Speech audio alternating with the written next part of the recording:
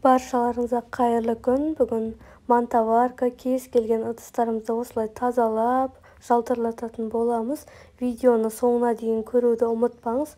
Осылай ыдысымызға суды құйып, қайнатып, порошок және де сұйық майды қосамыз. Содан соң ас содасын саласыздар.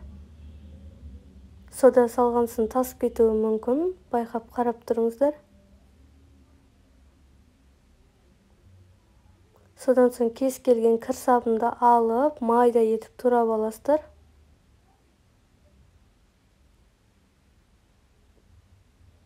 Осылай ыдысымызды бір-бірден салып аламыз. Немесе үлкен ыдысқа барлығын бірден салып алсаңыздар болады. Осылай ыстық күйінде алып, тез-тез сүртіп жуып аласыздар. Ыстық күйінде өте оңай тез кетеді. Ешқандай күш салудың қажеті жоқ. Осылай барлығын тез-тез тазалап аласыздар. Біздің ыдыстарымыз майлы, кір болып тұр. Барлығын солай ыстық суға салып шығасыздар.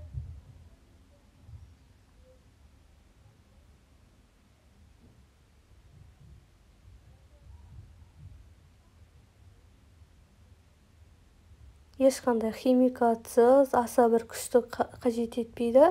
Барлығы өте оңай, тез кетеді. Ыдыстарыңыз жаңа алғанда жылтырлап, тап-таза болып қалады. Сіздер де жасап көріңіздер.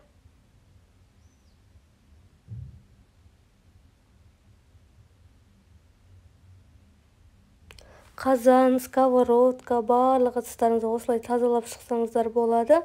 Қазан, сковородкаңызды бірақ жарты сағатқа қойып қоясыздар.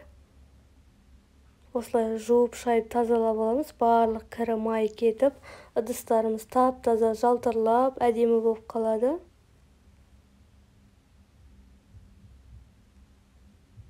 Біздің ыдысымыз майлы, өте кір болып тұр. Суға салып, осылай ысқылап алғасын, осылай барлық кірі майы шығады.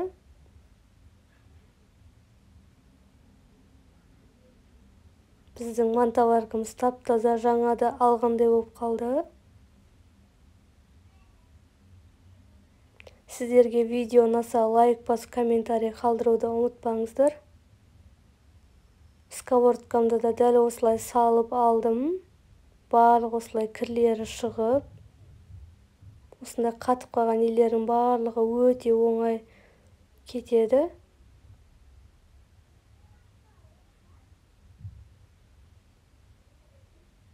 Біздің сковородкамыз тап-таза болып қалды.